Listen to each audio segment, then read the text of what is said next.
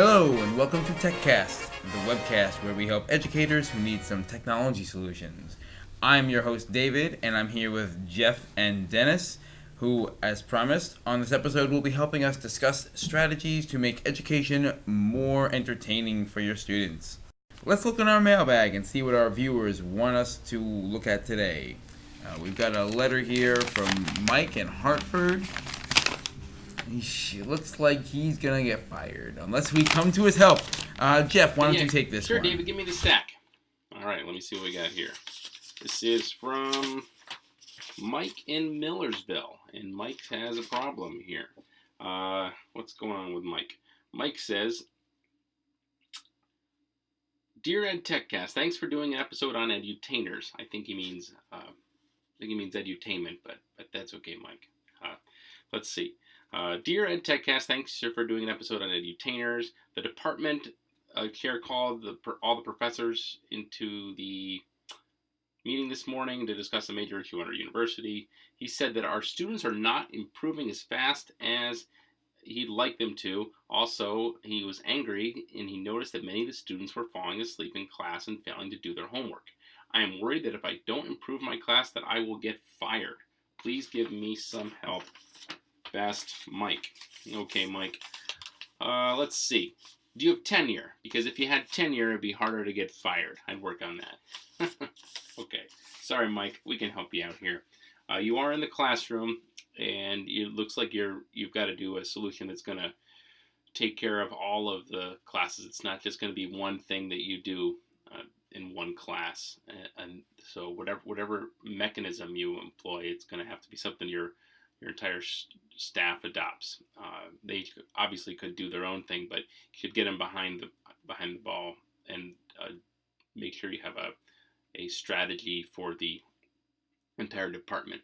Now, one thing that would help is also making sure that the students are supporting each other in whatever you do. So if you're going to use any of the strategies that we're going to tell you about here, it'd be helpful to make them more social, because if these are done independently, you're not going to have as good results. But I'm stalling here because I think this is a little bit out of my expertise, and I want to hand this off to Dennis. Dennis, could you take a look at this one? Mike from Millersville is worried about getting fired. Here you go. Oh, got it. Okay, let's see here. Mike, you have some very messy writing here. Anyways, you're worried about getting fired there, Mike, aren't we all? Well, based on this letter, I'm not really sure if you're a professor or some kind of department head. So what I'm going to do is just assume that you're a professor and look at some ways that we can maybe get your students a little more pumped up about learning in the classroom.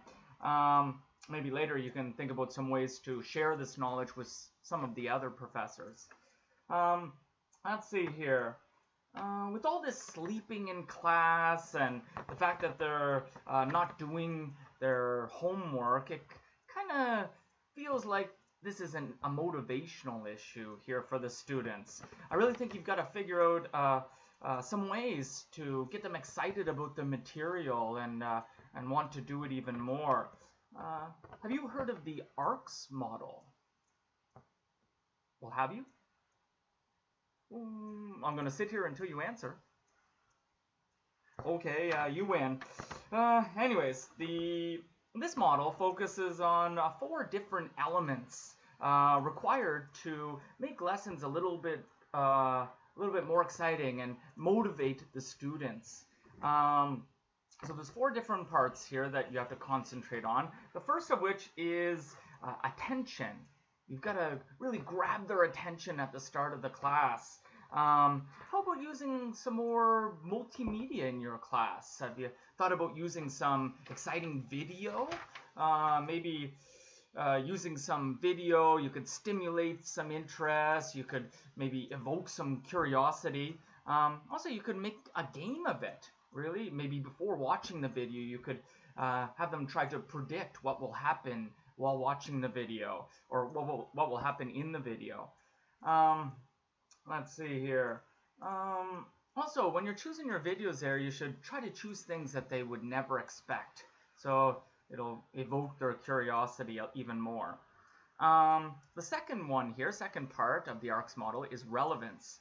You have to convince them that the stuff they'll be studying is actually relevant in their lives. How are they going to use it in their lives? I'm going to skip right on to the third one here because it's probably the most important in my opinion. It's confidence. And this one here is really related to the way games are made. Let's see here. In your classroom, some of the students may feel that their abilities, they don't have enough ability to actually do the stuff in class. So they end up giving up, and that's why they're sleeping. Maybe it's just too hard for them. So, how can you fix this? Well, you've got to make the tasks maybe smaller, break them into smaller parts, more digestible chunks, I guess.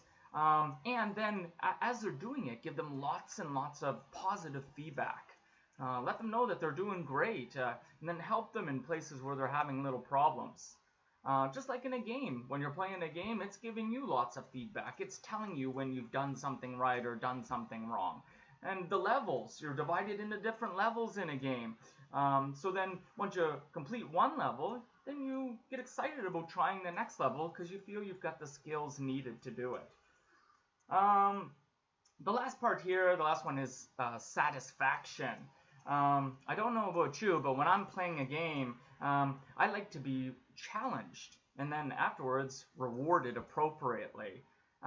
So you should really keep this in mind when you're creating your lessons for your students. You've got to make it challenging, not too challenging, but challenging enough. And afterwards, you've got to reward them for what they've done. Sometimes this could be intrinsic, some kind of intrinsic reward. Yes, I've learned something new that's appropriate for my life or something important for my life. But also maybe you could think of some other rewards.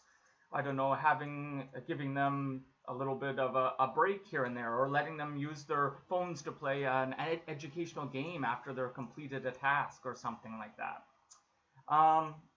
Anyways, I hope you keep some of these things in mind when you're creating your lessons and your homework assignments for your students.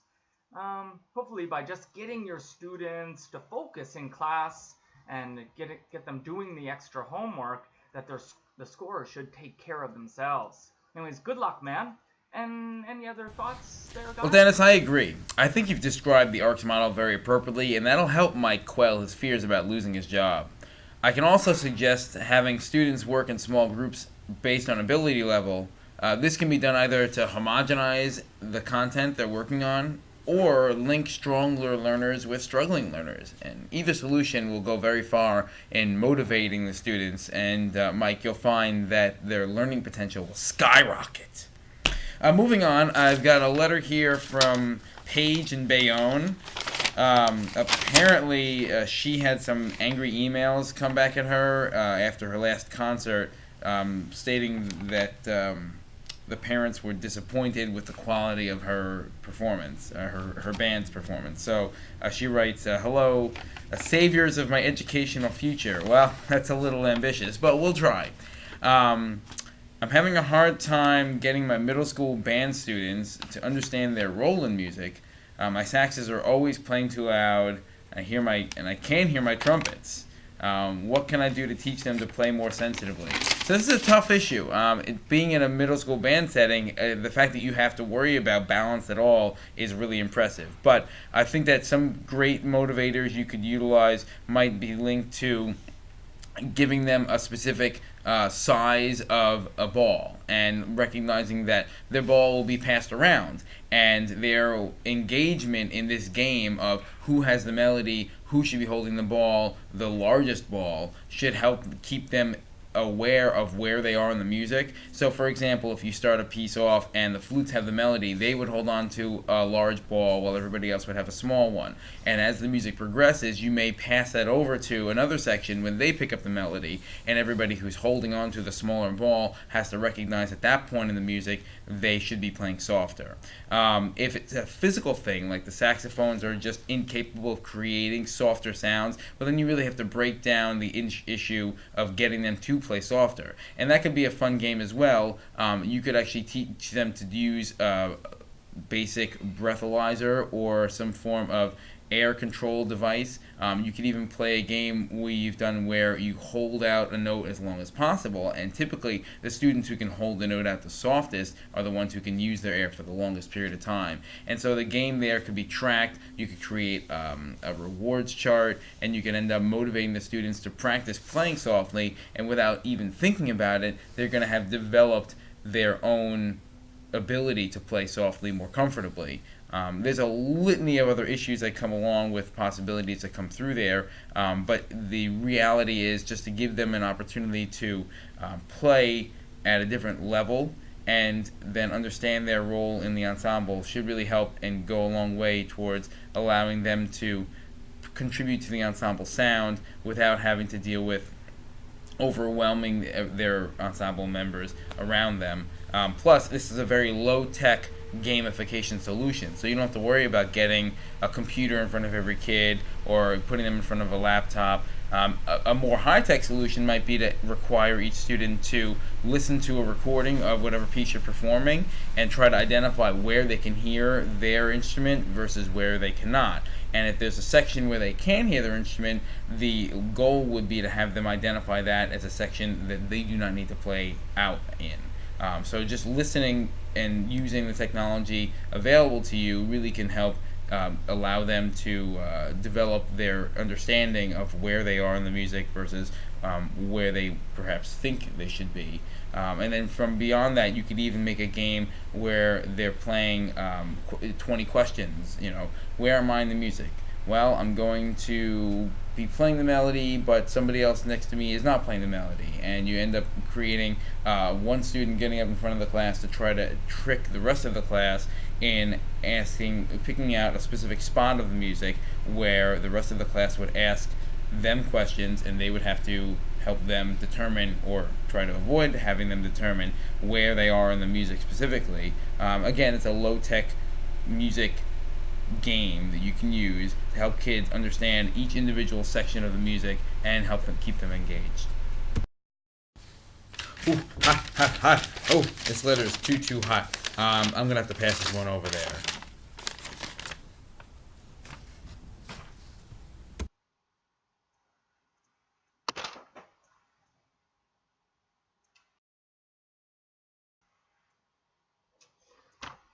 Okay, so here is a letter from beautiful Brenda from Baton Rouge.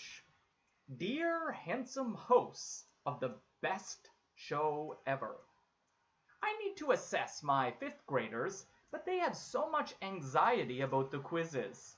And a lot of these, the standards are so hard, so even the really good students aren't getting the grades they expect. Even if I don't do well, I want to expose them to the content, but their parents are upset, and I'm not sure what I can do. Well, Brenda, I feel your pain. Trying to keep everyone happy, including parents, is never an easy proposition.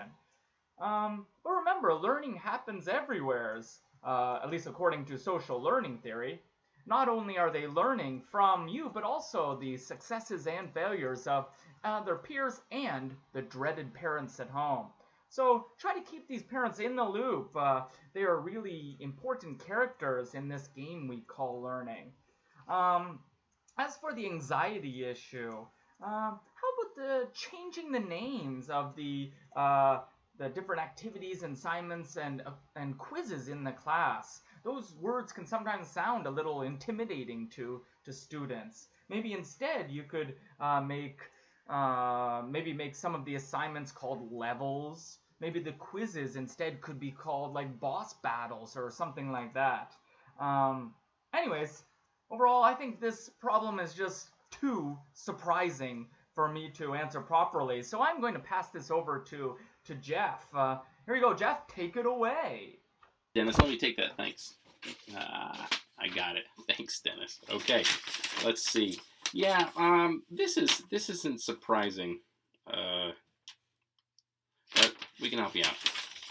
Okay, what you probably want to do here, Brenda, is is change the way you're motivating the students. Right now, there's negative motivation. As soon as they start to take the test, all they can do is fail. They get 100%, and that's not going to be a likely scenario for a lot of the students, or they're going to fail. So you're putting them up here. They can. This is their expectation. They can get 100% if they don't mess up, and every time they mess up, lower, lower, lower, and lower. And even if they especially with the students who are always used to getting A's and 100%, even if they miss one or two questions, they're going to feel badly about that. And the students who may be getting B or C grades are going to feel even worse because they're dropping more and more. They're generally going to feel like they can't do it. So you need to switch this around a little bit. You need to start with everybody having 0 and say, let's start with everybody having 0 and move up. Every time you do something right, you're going to earn a reward, earn a star, and move it higher and higher and higher as they do better and better and better. So instead of starting them at a high grade and then dropping them, because again, when you start the test, it's possible you have 100%. It's possible to get 100, and the only thing they can do is make it worse, and that immediately creates a lot of anxiety and frustration. So you know, turn that around and say, there's no points here. Don't treat it like a test. Treat it like a game where you earn points by getting things correct. So you can do that with stars. And actually, let me see if David has any ideas about that. There's a lot of different reward systems that will work real well and motivate them. David, you want to take that? Here's a letter. Keep them all nice and neat. We want to keep our letters neat, David. Here's the letter. Okay, I got them. Yeah, let go. I'll keep them neat, I promise. Okay. And neatly placed down. So, Jeff, totally feel where you're coming from, and Brenda, we can definitely help. He's got a good idea going with this whole additive point system thing. You know, kids really feel comfortable when they achieve something and they've developed a goal built on something they've previously established. So, if you're starting to develop knowledge and you want to help them build on top of a grade instead of starting at a 0, instead of at 100 rather, building off of a 0, you can actually expand it beyond the test itself. So if you say allow a student to gain extra credit for being a good-natured citizen, and maybe he picked up a pencil and then he gains a little extra point. Or maybe he helped his friend, pack up when he was running behind, then he gains an extra 2 or 3 points. And so you can expand it beyond citizenship, and then even in a more academic sense, expand it to participation in the classroom. So for every 5 questions a kid answers correctly, they earn an extra point on their quiz, because clearly they're actively involved, and it will probably make your lecture-style classrooms a little bit more entertaining for the kids, and make it seem like you're less talking to walls or crickets in case they're out there.